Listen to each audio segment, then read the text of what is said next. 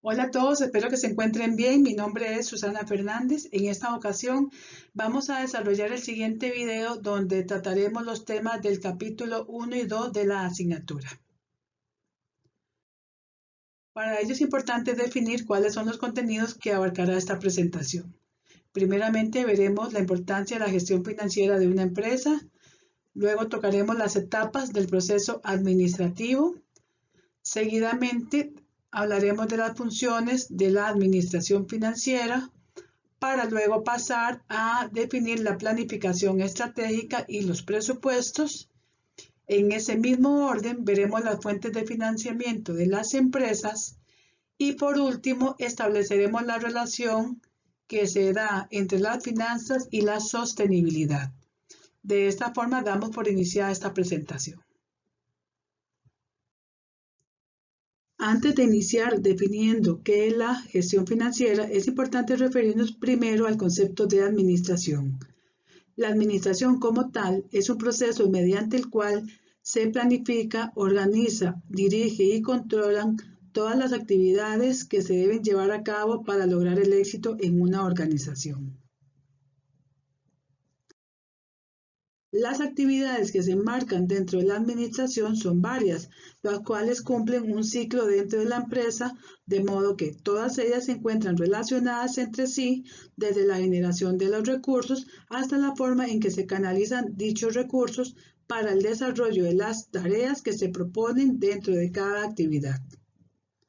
Se puede observar en la siguiente figura que desde las actividades de contabilidad se canalizan los recursos al desarrollo de las demás actividades como son las productivas, las comerciales, las administrativas, las cuales a su vez contribuirán a la generación de recursos que se incorporarán nuevamente al área contable para su distribución. Ahora bien, la administración no podemos verla como un elemento aislado, ya que ésta se encuentra estrechamente relacionada con otras disciplinas como la contabilidad, las finanzas y la economía. La contabilidad aporta los insumos y reportes contables de la empresa. La economía, por su parte, define las variables macroeconómicas que orientan la toma de decisiones. Y por último, las finanzas analizan la información que aporta la contabilidad, es decir, los estados financieros, para determinar el alcance de los objetivos. Goodman define las finanzas como la ciencia y el arte de administrar el dinero. Para llevar a cabo una eficiente administración, se debe cumplir con las etapas del proceso administrativo, el cual establece los lineamientos a seguir en un orden lógico de desarrollo de las diferentes actividades para la consecución de los objetivos planteados. Dentro de estas etapas están la planificación, la organización, la dirección y el control. Cada una de ellas responderán a determinadas interrogantes para alcanzar las metas propuestas por la organización.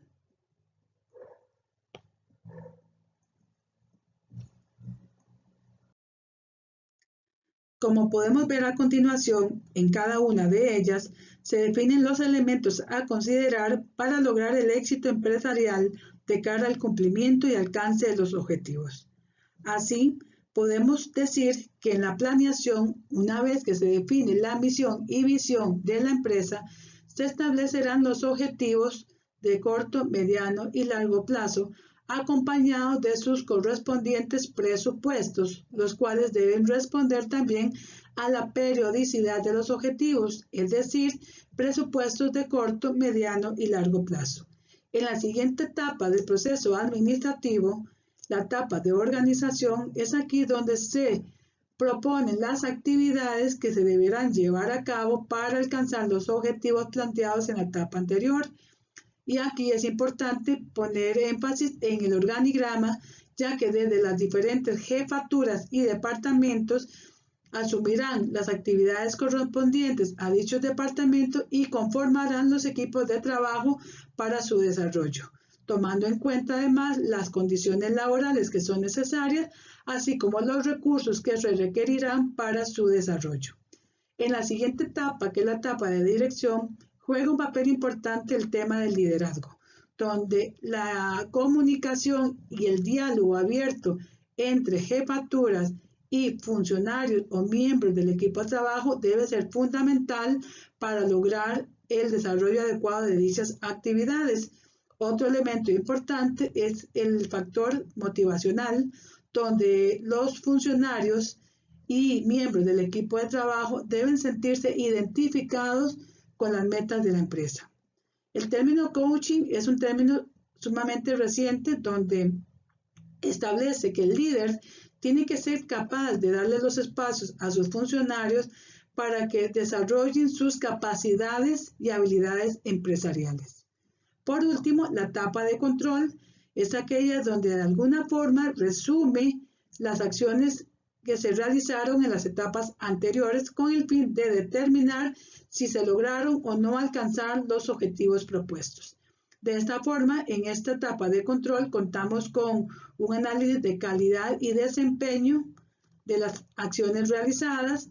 Luego se analizará también los reportes financieros contables con el fin de determinar si en ellos se ven plasmados los objetivos de la empresa. Y luego, en función de esto, la empresa tomará las decisiones e incluso orientará las rutas de acción nuevas que se deban implementar. Esto es importante también considerar los elementos o factores de innovación y de creatividad. Como indicamos en la diapositiva anterior, la planificación es quizás la etapa más importante del proceso administrativo, ya que en ella se marcan las pautas de la empresa mediante la definición de los objetivos orientados al cumplimiento de su misión y visión. Observe además que es en esta etapa donde se deben establecer, además de los objetivos, las estrategias que se deben implementar y el presupuesto que será necesario para su cumplimiento. Cuando las empresas son de nueva creación, es decir, no cuentan todavía con información contable ni con estados financieros que les permitan realizar las estimaciones a partir de proyecciones pasadas, deberán recurrir a la elaboración de un presupuesto base cero, partiendo de los datos reales que aporta la misma empresa. Por lo tanto, se puede observar que el presupuesto tradicional aplica para empresas ya consolidadas que cuentan con información financiera de periodos anteriores, a partir de los cuales podrán realizar sus nuevas proyecciones basadas en incrementos porcentuales para periodos normalmente de un año con intervalos de tiempo más pequeños. Otra de sus particularidades es que no permite conocer en qué se utilizan los gastos de la empresa.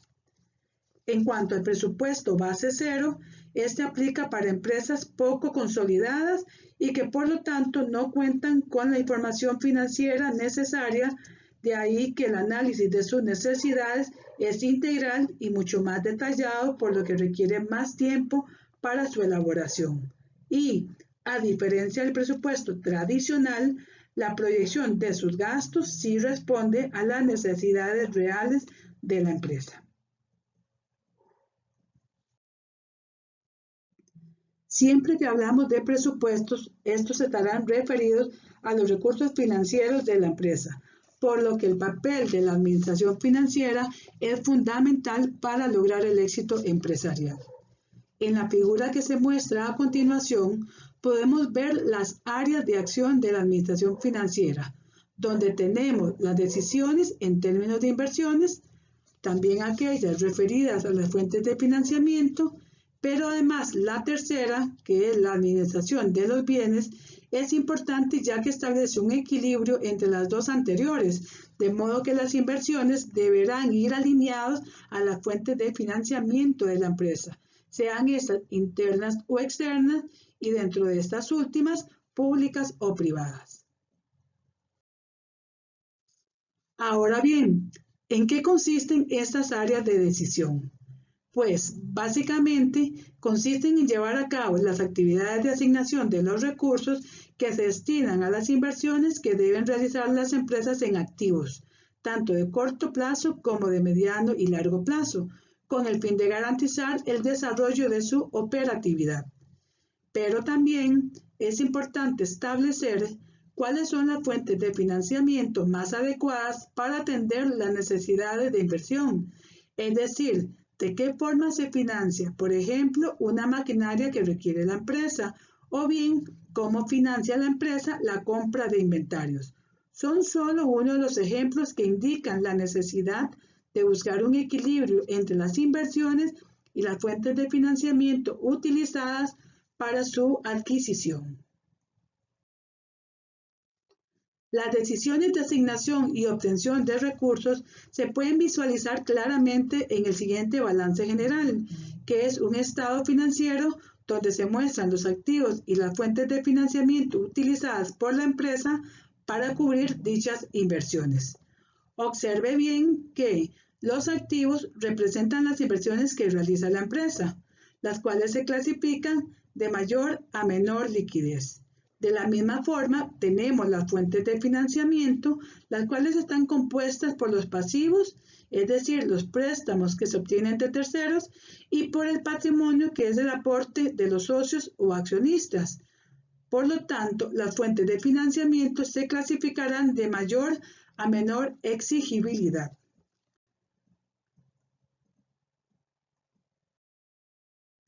Seguidamente, quisiera referirme a las fuentes de financiamiento de una empresa. En este punto, podemos hablar de 3 grados de apalancamiento, cuyo elemento común es la consideración de los costos fijos para rentabilizar su utilidad.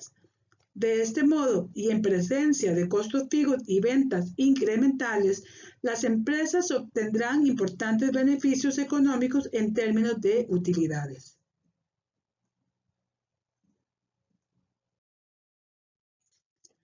Estos grados de apalancamiento se esquematizan en el estado de resultados de una empresa, tal y como se muestra en la siguiente figura.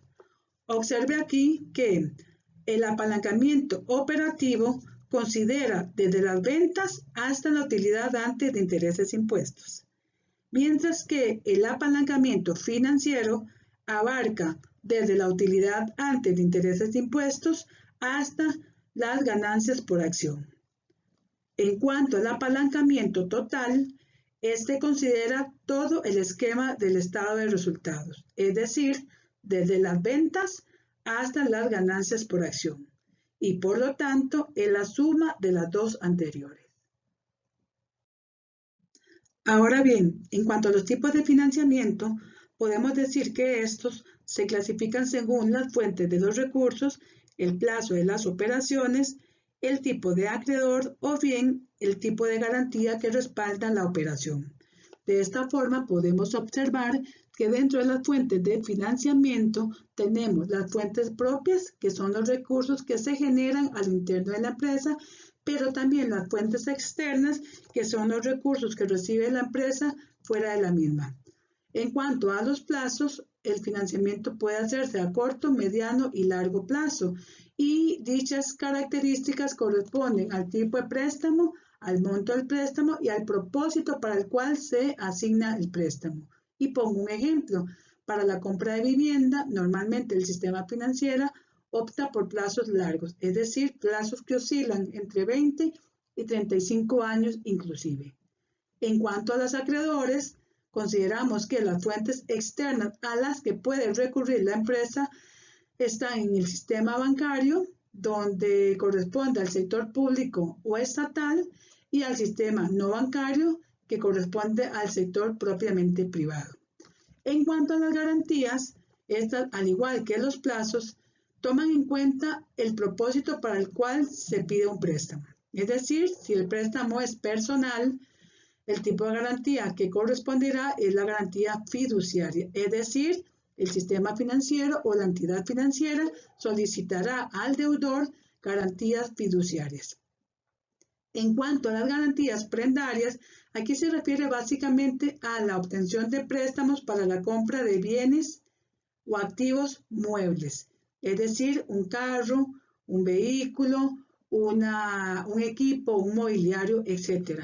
Y son dichos activos los que quedarán en garantía para respaldar dicha operación. De la misma forma con las garantías hipotecarias, en este caso se solicita un préstamo donde se adquiere una casa o un terreno y por lo tanto serán dichos activos los que van a quedar en garantía y en respaldo del préstamo. Por último, tenemos las garantías sin garantía. Este tipo de garantía básicamente aplica para los activos y pasivos corrientes y fundamentalmente para las cuentas por cobrar, donde los clientes le deben a la empresa, pero también para las cuentas por pagar, donde es la empresa la que le debe a su proveedor.